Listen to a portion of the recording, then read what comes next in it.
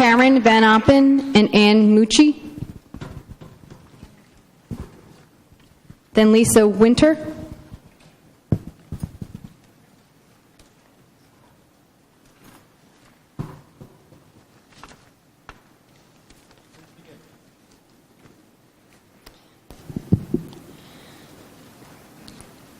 Our school is getting new spirit wear, and I noticed that the winter hats are one size fits all. Of course, one size does not fit all, not even for kids K to grade 5. That's okay though, because it's just a hat. We can fold it over and wait until it fits. Not everything has a quick fix. Trying to make curriculum and test one size fits all, for example. My son goes to full-time kindergarten here in this district. He loves his teachers, and he says that school is a little bit of fun and a little bit boring. Apart from 1 hour elective each day, plus 20 minutes for lunch and 10 minutes for recess, he has worksheets and weekly tests that take up his whole school day. All those worksheets and weekly tests are done or bought by Pearson, from Pearson, I should say. He also gets homework, again from Pearson. 1 double-sided page on test days and 2 to 3 of those on other days. I don't always understand the homework. I thought it was like a language barrier on my account, because you can hear I'm not from here.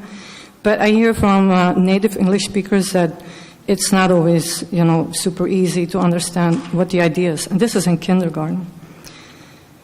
From what I understand, after talking to administrators at the Board of Ed, that this is done, all these worksheets and everything, to prepare the children in our urban district for college and career, and to the test that will assess if they are on track. My son asked me where I was going today.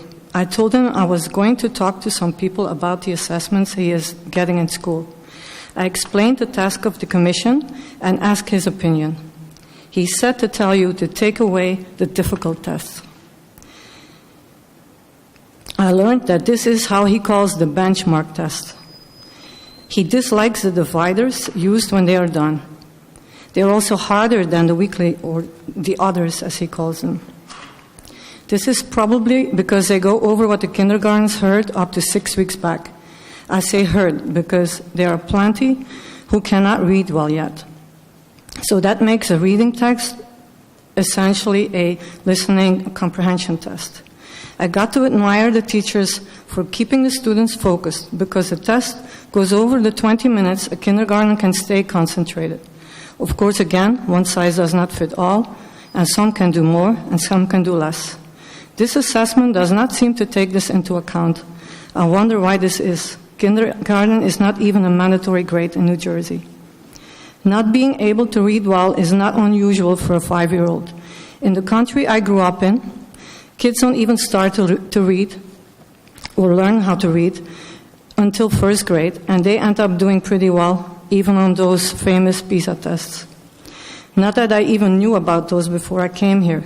I bet I would have if the class tests and quarterly exams that my teachers made up were to be replaced by standardized state tests, because we're not keeping up with the other countries, especially if they would count towards student placement and teacher evaluations. I had plenty of teachers-led tests, and I'm not against them, even though the words, take a piece of paper, still bring chills to my spine. Discipline can be a good thing if done well. I appreciate that this commission takes time to listen to parents. May I suggest that you take what has been said into account when you produce your end report. Also, please take another good look at PARCC and Common Core and all that goes with it. Will it really prepare our public school students for college and career, especially the students in urban, poorer districts? And if so, what kind of college and what kind of career? Won't it be a disadvantage for them to compare to the private school students who don't have to do these tests and who don't have class time taken away to, for example, learn how to drag and drop so they'll do better on test days? Won't the private school students have more time for science and the arts, subjects that are surely part of the preparation for college and career? Can we expect high school students to do well in those fields if we neglect them in the primary years to make room for language, art, and math? Do we really need to jeopardize the privacy of our students by storing all their test results and personal info in a database? Why does a public school's student's record need to follow them to the workplace, but the private school students doesn't? Before coming here, I read your interim report and saw that you have already been briefed by several people. I was intrigued by Dr. Mamu, I hope I said it right, his all students achieving evaluation process. Not because the plan promotes data-driven decision-making, but because it is grounded in 4 basic questions. What did we do? Did it work? How do we know? And so now what? I've asked those questions to myself about standardized testing, starting when No Child Left Behind went into effect, and came up with some simple answers. What did we do? Yearly standardized tests with punitive actions if results were poor. Did it work? No. How do we know? Although it drove teachers to teach to the test, student achievements to the test did not go up. So now what? Add on Common Core state standards and replace NJASC with PARCC. What do you think will happen when we ask these same questions again in a few years? I personally think the answer to did it work will be again no. Thank you for listening.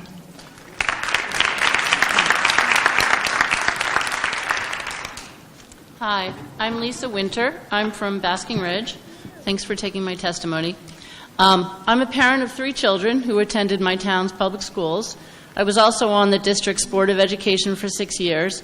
And I'm not here to suggest that schools should not have standardized tests, because I do think they are important.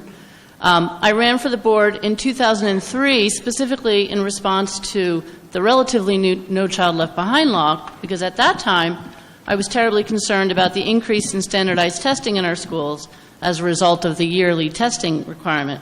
What I discovered as a board member was that standardized tests do have a role in education. It is important that we have a standard measurement for comparing schools to other schools in the state. I know that's important for board members, and standardized test scores are one of several tools in a teacher's toolbox for understanding and supporting students. However, in the 6 years I was a board member, I never lost my concern that the yearly testing of No Child Left Behind was beginning to impact the rich curriculum that Basking Ridge offered its students. And as we got closer to the year 2014, when 100% of students were supposed to be proficient, I started noticing more and more focus in the classroom on the NJASC. So already, just with No Child Left Behind, I was concerned about the increased test prep associated with yearly testing. So this year, with PARCC and Common Core, and the way PARCC is tied to teacher evaluations, it's just an explosion of testing and test prep. The stakes associated with the test have risen enormously, and as a result, test prep is permeating almost everything that happens in the classroom and pushing out so many educational experiences that are critical for our nation's children. You know, we are a nation of creativity. Our children grow up to invent and create new technologies and products. The U.S. leads the world in the number of inventions, patents, Nobel Prizes, scientific papers, and we didn't get there by endless hours of test prep in our classrooms. As a Board of Ed member, I understand the appeal of being able to attach a number to everything. It's hard to evaluate students and schools and administrators, and in New Jersey, we certainly want to be sure that all our children get the best possible schools. I came across an interesting reference recently to a theory developed by a banker called Goodhart's Law, which says, when a measure becomes a target, it ceases to be a good measure. And we're always looking for measures of quality, but in the words of writer Anya Kamenetz, if you give people a single number to hit, they will work toward that number to the detriment of all other dimensions of success. And the more you turn up the pressure to hit that number, the worse the distortion and corruption gets. So my overriding concern is with the stakes associated with standardized tests, specifically the tying of teacher evaluations to their students' performance on the test. It is inevitable that if teachers are going to be fired because of low test scores, they will teach to the test. Honestly, what else can they do? Think about what we are losing in our classrooms. So many crucial learning opportunities for kids that contribute to their creativity, to true problem solving in a very messy and constantly changing world. Now, I know that supporters of PARCC are saying it's such an amazing test. It's okay to teach to this test. It's okay that everything else that used to happen in the classroom, history, science, music, art, exploration, creativity, public speaking, recess, is dropped in order to prepare for PARCC, because this new online test is so sophisticated that it can measure deep and complex learning. As Commissioner Hespy said at a recent State Board of Ed meeting, it's a much better test than NJ asked. I think the assumption is that because the test is delivered on a computer and can take advantage of the more sophisticated interface capabilities that we have on a computer, it must therefore be a much better test than the standardized tests that have come before. And I want to say that I am extremely skeptical about that and would like to offer my experience in industry working with new computer technologies to explain that skepticism. So I want to make 2 points. The first is, creating new technology-based systems is not easy. It's very hard. The IT world is full of software project failures. And perhaps some of you have used various computer systems that were awkward or clumsy or frustrating to use. Not all software applications are good applications that are intuitive and easy to use. The ones that are really good take years and years to develop and get right.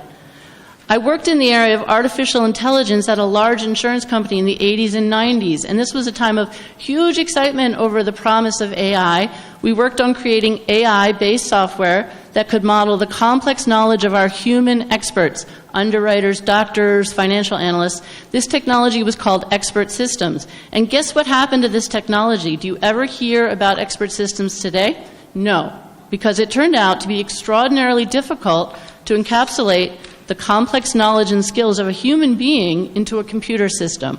So that leads to my second point. Despite the sophisticated computer-based delivery mechanism, PARCC is still a test designed to be scored by a computer. And there is a vast difference in the abilities of a computer to make the diagnostic, intelligent assessments about a student's work that a teacher, a human being who is trained to diagnose student work, can make. And I noticed this while helping my 10th grader with her Algebra 2 homework this year. I needed to figure out if she truly didn't understand the material, or was she just moving too fast and making computational errors? What exactly was it about the problem that she didn't understand? And I couldn't help her solve future problems until I diagnosed what the learning issue for this problem was. The results of a standardized test that is scored by a computer will never compare to the thoughtful, effective diagnosis and discernment provided by a teacher who is grading teacher-developed tests. So when you look at the questions on PARCC, they're very strange and kind of convoluted, because Pearson is attempting to create a test that can be scored by a computer, yet measures complex knowledge. I don't think that's possible, no matter how sophisticated the software is. And until I see evidence that it works, my 10th grader will not be taking the PARCC. And you realize, I hope, that high schools across the state are dropping teacher-created tests, midterms and finals, because they don't have time for them because of PARCC. My own high school in Basking Ridge is an example of this. We no longer have midterms and finals, created by teachers, graded by teachers. I hope that none of you suggest that schools should do less of their own assessments in exchange for PARCC. PARCC is not a diagnostic test, as was confirmed by Barry Ehrlichson. It is a computerized test created to evaluate teachers and students. So I'm going to skip the next section. I hope you read it later. It kind of gets at... Reading along. Okay. I'm going to skip a whole big section. I've already read ahead, so I'm good. Okay, good. Because it's important and it gets at... You did a great job on your testimony. Okay, thanks. I'm just going to finish up. But the part I skipped just gets at the unreliability and how little we know about PARCC. And gosh, we're evaluating teachers and students on it, and we know very little about how well it works. So here's what I want to see in New Jersey and across the nation. Standardized tests are a part of education, but they shouldn't be everything. I think we all know that. Let's go back to one test in elementary, one in middle school, one in high school. Let's also use the highly regarded NAEP test that very cleverly uses sampling. So we don't have to test every single student every single year. This should be all we need to ensure that our schools are on track. Let's also stop using the junk science of value-added measurement to evaluate teachers. And we know that. I mean, the American Statistical Association came out with a statement saying this is an improper use of statistics. That's a whole other testimony, so I won't get into it now, but I would like to encourage you to get some statisticians to come speak to your commission. And maybe have the American Statistical Association come speak to you about why VAM is inappropriate use of statistics. So let's allow teachers in the classroom to create tests and other performance measures. Teachers are trained to create good assessments, plus they work directly with our children and understand where each child is in their learning. And then maybe our classrooms can go back to being places of learning and experimentation and growth rather than frantic test prep factories that they're becoming with PARCC and Common Core. Thank you very much. Noel Baxter and Esther Fletcher.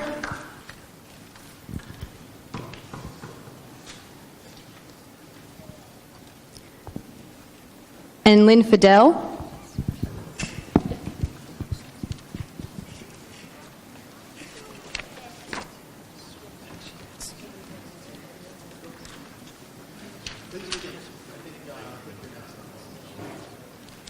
Good afternoon. My name is Esther Fletcher. I'm a middle school math teacher.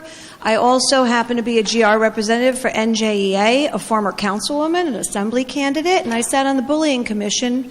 So I understand the position you're in to create recommendations, and I hope you take the testimony that you have here very seriously. As an educator, I always like to involve my students, so I'm going to ask you to please indulge me. If you could please raise your hands if you have completed at least one PARCC sample test.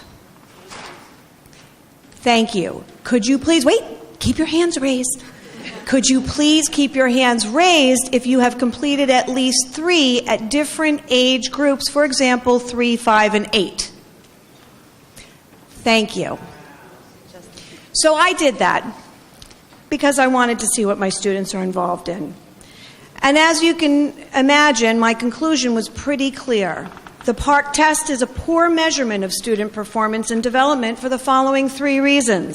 1, it expects too large a jump in cognitive display in too short a time. 2, students need time to adjust to the new testing medium. And 3, the results are provided long after the data can be useful to any educational program. The Common Core state standard is a vertical education model as opposed to the previous horizontal education model, meaning, of course, that you want a deeper level of understanding and a more myopic focus.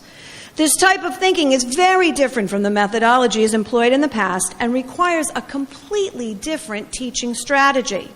Students today don't know how to solve problems. They use their cell phone for directions. They call mom for help. Logic is something that is going to require a fundamental change in habit for our youth. Again, as an educator, I like to help you with example. So anybody in this room who has ever worked at a athletic routine, whether you're a runner or you spin or you do Zumba, the first time or the first few times that you change your program, you have muscles that hurt. They hurt in places you didn't even know existed in your body because your body, even though you are fit, needs time to adjust to the new model. That's not that different for our students when it comes to the changes in cognitive development you are expecting to be demonstrated in this test. The PARCC also requires a completely new medium to take the test. Students are unfamiliar with this medium, and quite honestly, we are losing valuable instructional time teaching students how to type, how to click and drag, and it's all about the mechanics and not about the material. Students are not used to multiple select where they can choose more than one answer. They only know how to do multiple choice where one answer and one answer only is correct. In addition, I was horrified to find out that the calculator provided to the upper grades is a 4-function calculator instead of the scientific calculator that they have been using for years. I did ask if I could give a demonstration. I know you refused to do the calculators, but I am going to show you. This is a scientific calculator. You promote technology. Every child over the 5th grade and up, uses this calculator. This is a four-function calculator. Babies use this. It goes up to the 4th grade. Students can put their information in these two different calculators and get completely different answers because the four-function calculator that's on the PARCC test for the upper grades is not the calculator they're used to. So, for example, if you put in 4 plus 2 times 3, their scientific calculator automatically does the order of operations. This four-function calculator will not. It will not compute square root the same way. So the students will be penalized not because they don't know the material, but because they've been given antiquated tools. Just so you know, in getting ready for the next PARCC, I've asked my district to order abacuses, because clearly we're going in the wrong direction. My school district had to rush order a purchase of several hundred of these calculators so that our students can be retrained in calculating, not changing their instructional model, but how to operate the calculator. Finally, the PARCC will not provide results in any timely manner, as you so rightly know. In fact, after demanding that our public schools and its students produce on a dime, the PARCC will not provide the results for months after its administrator. Thus, the PARCC is an empty reflection of student performance with no possibility of providing concrete data analysis to address an individual's needs. The data can't be utilized in any form of data-driven model, which is exactly what we're supposed to be doing. Therefore, your recently published recommendation that schools reduce the amount of testing was an act of ignorance that bordered on the insulting.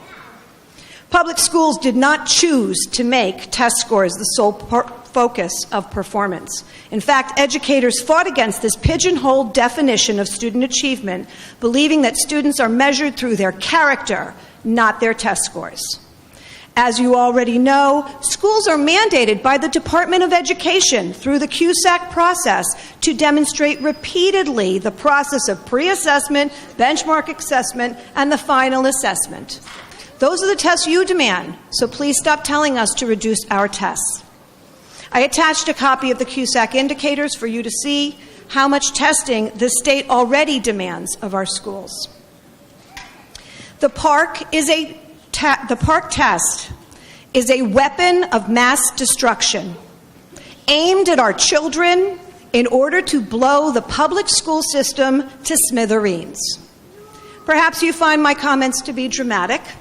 However, one only has to look at the no-win scenarios in which you play a part to realize that this is an attempt to dismantle public schools and promote private industry. It's easy to do the math, just follow the money. I ask you to seriously consider slowing it down and allowing our children to assimilate the dramatic changes that you have put them through. I also highly recommend that as you put your recommendations forward, that any private school that ever hopes to be an opportunity scholarship school must, unconditionally must, complete the PARCC exam as well. Thank you.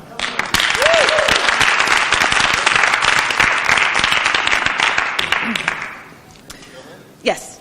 Good afternoon. Thank you for allowing us to come here before you to give testimony about the upcoming PARCC assessments. As an English teacher with 24 years' experience and as the parent of 2 school-aged children, I have many concerns about this test, far too many to fit into the allotted 5 minutes I have here, and I actually have 5 minutes. I tested this out like 3 times. As such, I am going to frame my comments here around a statement made by Commissioner Hespy that appeared in an NJ.com article this past week. The commissioner is quoted as saying, quote, "The PARCC exams, unlike anything else we've ever done in the state, will provide much more robust information about your child's education, how the schools can help them, how you as a parent can help them." While the first part of the statement is true, the assessments are unlike anything we've done before, the last 3 claims are unfortunately unfounded. The last 2 claims, that the PARCC will provide information about how schools and parents can help their children, rely on the claim that the PARCC will provide much more robust information. And this implies that it is a diagnostic test. In truth, we cannot trust the information PARCC will provide, as the data generated will reflect how the test is structured, and there are serious flaws in its structure. PARCC itself has admitted that the two assessments that New Jersey is giving, the performance-based assessment and end-of-year assessment, are not diagnostic but summative. In order for a test to be diagnostic, it has to meet certain criteria. The best explanation I have read of the PARCC's failings in this regard has been published by Dr. Chris Tienkin, a professor of education at Seton Hall University. He writes, quote, to diagnose a student's achievement at the individual level of any one skill, the test results must have reliability figures of around 0.8 to 0.9. To attain that level of reliability, there must be about 20 to 25 questions per skill. Now, keep in mind, there are multiple skills embedded in each Common Core standard, so the PARCC test would need to have hundreds of questions just to fully assess a few standards. The tests do not have enough questions to diagnose student achievement at the individual level in any skill or standards. In fact, there are, for the high school level ELA assessments, a grand total of 42 questions, and that's the PBA and EOY combined. Additionally, each given question addresses multiple Common Core standards, some as many as 6 at once. If a student answers a question incorrectly, we have no way of knowing if the student is lacking skills in one standard, all the standards, or a few standards listed for that question. No way of knowing. But even if the PARCC were actually diagnostic and the promised data were actually useful, this does not address a more pressing concern in the structure of not only the PARCC but all standardized ELA tests. At issue is the idea of what kind of knowledge and skills are being measured. Because of the constraints in designing any standardized test, all questions must be designed to measure quantifiable skills, and this privileges a small number of literary skills over all the rest, which is an incredible problem when it comes to true literacy. There are a few skills that can be quantified, but on the whole, reading and writing well require qualitative assessments, and this is at the heart of literary study. No two people have the same writing style, and no two people share identical tastes in or ideas about reading. More importantly, we should never strive to make this so. True literary study engenders complex critical thought in its lack of a right answer. That any given text has numerous themes and ideas, has contradictions and ambiguities. That is what enables students to think for themselves and to learn to trust their own ideas and judgments. This is important for people who live in democratic societies, as in life itself, there is frequently no one right answer to the problems we face. But learning how to think complex situations through is crucial to the health of our society. Students need to think for themselves about what they read and to understand that not everyone will see things as they do. They need to learn that frequently there are no easy answers. But instead of teaching students to think critically about what they read, standardized tests, in contrast, train students to search for that one right answer that somebody else wants. The PARCC, therefore, cannot provide much more robust information that helps schools or parents teach children how to read critically or how to think critically, because these are skills a standardized test cannot truly measure. It can provide some information on a narrow and limited set of skills, but even that data will be dubious in content. As such, I urge this committee first to halt all plans to use the PARCC as an exit exam for high school students and as part of teacher evaluations. Beyond this immediacy, I urge you all to seriously consider how standardized testing is narrowing the scope and reducing the depth of our children's education, and to reconsider the state's current over-reliance on standardized testing. Thank you.